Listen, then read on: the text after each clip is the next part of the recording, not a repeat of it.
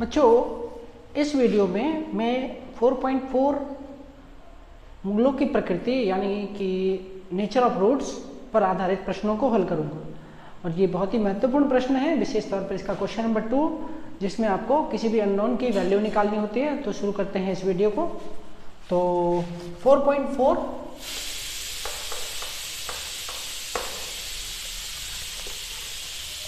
जो पहला सवाल आपके लिए है उसमें बोला है मूलों की प्रकृति ज्ञात करो और मूलों का अस्तित्व हो तो उन्हें ज्ञात करो। ठीक है,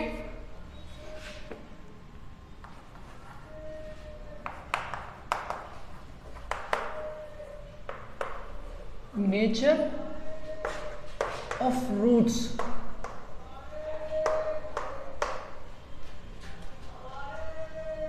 तो 4.4 का जो पहला सवाल है उसमें मूलों की प्रकृति ज्ञात करनी है और मूलों का अस्तित्व बताना है, मतलब नेचर ऑफ रूट्स बताना है। अगर रूट्स एग्जिस्ट करते हैं तो उनको फाइंड भी करना है। तो हम लेते हैं पहला सवाल।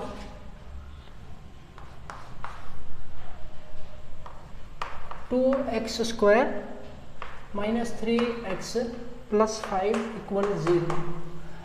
बच्चों, ये है हमारा पहला सवाल और इससे हमें जांच करना है, नेचर ऑफ रूट्स बताना है। तो सबसे पहले फाइंड आउट करते हैं ए बी सी। ठीक है, A X square plus B X plus C equal 0। A की वैल्यू क्या है? 2। ए की वैल्यू 2। बी की वैल्यू क्या है? बी की वैल्यू है -3 और सी की वैल्यू क्या है? +5 है। अब हमें क्या करना है? हमें डी निकालना है। डी निकालना है, डी का फॉर्मूला लगाना है, B square minus 4ac। Value रख देना है, बी का वैल्यू है -3 का स्क्वायर -4 मल्टीप्लाई ए का वैल्यू है 2 मल्टीप्लाई सी का वैल्यू है 5। सॉल्व किया, -3 का स्क्वायर मतलब -3 को 2 बार लिखा, मल्टीप्लाई किया, -3 गुणा -3 कितना हो गया? +9 हो गया। 4 5 जा 20, 2 जा 40। ठीक है, तो कितना आ गया? -40। तो देखो आप कितना मिला? -31 मिला। क्या है ये? डी है। डी कितना है? -31 है। मतलब ये डी जो है ये 0 से छोटा है। बच्चों, जो भी नंबर माइनस में होते हैं वो सब 0 से छोटे होते हैं। और ध्यान से समझिए, जिसमें भी डी का आंसर माइनस में आएगा इसका मतलब उसमें रियल रूट नहीं होंगे, नो रियल रूट, अर्थात वास्तविक मूल नहीं। तो इसका जवाब, तो अब हम इसको कैसे इसको समझें? हमने ये पाया कि d इज लेस देन 0। ठीक है, अतः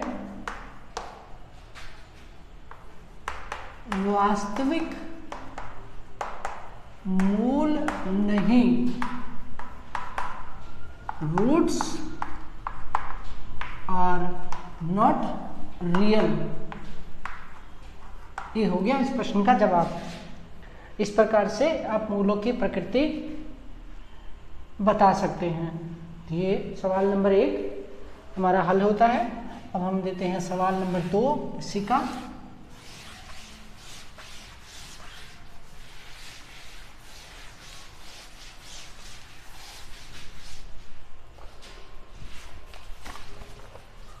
सेकेंड इक्वेशन हमारे पास है 3x square minus 4 √3x plus 4 equal 0। अब इसको लेते हैं, तो इसको भी हम उसी तरह करेंगे। A X square plus B X plus C is equal 0। ये मैंने कहाँ से और क्या लिखा? ये है स्टैंडर्ड फॉर्म, मानक रूप, इन समीकरणों का मानक रूप। इस मानक रूप से ए बी सी के मान प्राप्त होते हैं। ए बराबर 3, बी बराबर -4 √3 और सी बराबर 4। जांच करें, डी बराबर बी स्क्वायर -4ac लगाया, बी का वैल्यू -4 √3 का स्क्वायर -4 मल्टीप्लाई ए का वैल्यू 3 और c का वैल्यू 4। सोल्व किया, -4 √3 का मतलब इसको 2 बार लिखना है। -4 का स्क्वायर हो गया 16, √3 का स्क्वायर आ गया 3, क्योंकि √3 का स्क्वायर करेंगे तो √ का साइन कैंसिल हो जाएगा, 3 बचेगा, ये बचेगा। 4 × 4 × 3 कितना आ जाएगा 48, इसको मल्टीप्लाई किया तो यहाँ भी 48 आ गया। 48 - 48 वी गेट 0, सेंट 0। डी बराबर 0 आ गया बच्चों, ये देखें डी बराबर 0। अब डी बराबर 0 है तो क्या कैसे रूट होंगे, मूलों की प्रकृति कैसी होगी, roots are real and equal, अर्थात वास्तविक तथा समान मूल। अब मूल वास्तविक तथा समान है तो हमें इनको फॉर्मूला मेथड से सॉल्व करना है। अब फॉर्मूला मेथड से सॉल्व करना है तो हमें रूट्स निकालने होंगे। इसके लिए हम इसे हटा देते हैं और यहाँ पर फॉर्मूला लगाते हैं, x = -b -√d/2a। इस फॉर्मूले की मदद से अब चूंकि d बराबर 0 आया तो दोनों ही रूट्स बराबर होंगे, तो x बराबर हो जाएगा -b, b का वैल्यू क्या है हमारे पास -4 √3 माइनस d का वैल्यू है 0 अपॉन 2a, 2 × a का वैल्यू क्या है 3।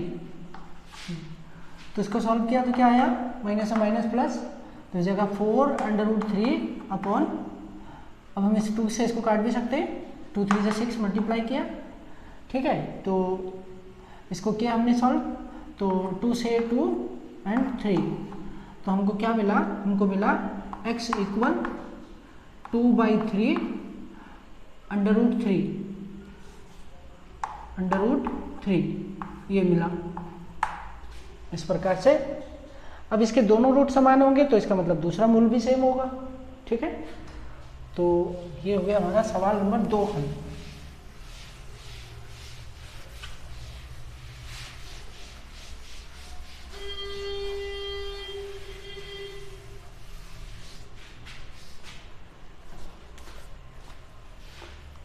इसी प्रकार हम लेते हैं सवाल नंबर 3। इस पहले सवाल का तीसरा भाग, 2x² - 6x + 3 = 0। इसको जांचते हैं, लिखा ax² + bx + c = 0, तो a बराबर प्राप्त हुआ 2, b बराबर -6 और c बराबर 3। तो अब लगाया d का फॉर्मूला, b² - 4ac, b की जगह आ जाएगा -6 का स्क्वायर -4 × 2 × 3, गुणा किया -6 को -6 से तो 36 आ गया, प्लस का 4 × 12 = 24,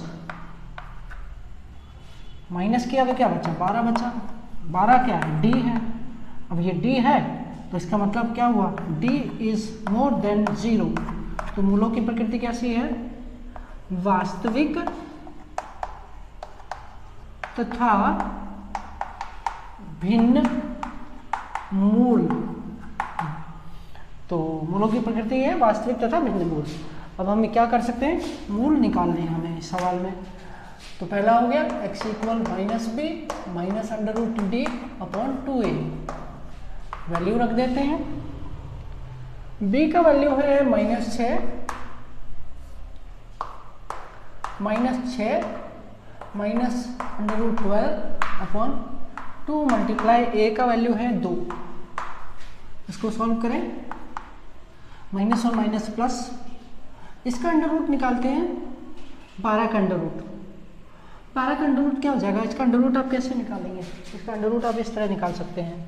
मैं आपको यहाँ पर रफली समझाता हूँ कि आप इसका अंडर रूट कैसे निकालेंगे। यह पूर्ण वर्ग संख्या नहीं है तो आपको 12 लिखना है, इसके फैक्टर करने हैं, 2 से 6 बार, 2 से 3 बार, फिर 3 से 1 बार। अब 2 का सेम फैक्टर का पेयर बनाना है, इसका पेयर तो बन गया, 2 का पेयर बन गया, 3 का पेयर नहीं बना, तो जिसका पेयर बनता है उसे हमें रूट से बाहर कर देना है। तो 2 का पेयर बन गया, 2 को हम बाहर ले लेंगे। 3 का पेयर नहीं बना, 3 को हम अंडर रूट में रखेंगे। इस तरह से 12 का स्क्वायर रूट हो गया 2√3 अपॉन में 4। ठीक है। अब अगर आप इसे स्प्लिट करते हैं, मतलब इसे तोड़ते हैं, तो इसे तोड़ना कैसे है, इस तरह से 6/4 माइनस 2√3/4। अब इसको कैंसिल कर दिया 2 से, या हम इसमें कॉमन ले सकते हैं।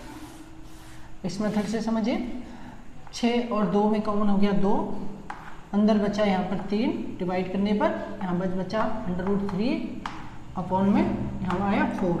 अब 2 से इसको कैंसिल कर दिया 2, then we get x equal 3 minus √3 upon 2। ये हो गया हमारा पहला आंसर। अब इसी तरह दूसरा भाग निकाल सकते हैं। सेकंड पार्ट में हमको लेना है x equal minus b plus √d upon 2a।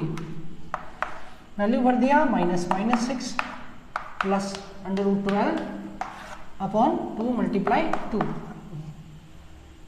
तो अब की बार हमारा क्या आएगा, अब की बार हमारा यहाँ प्लस में होगा।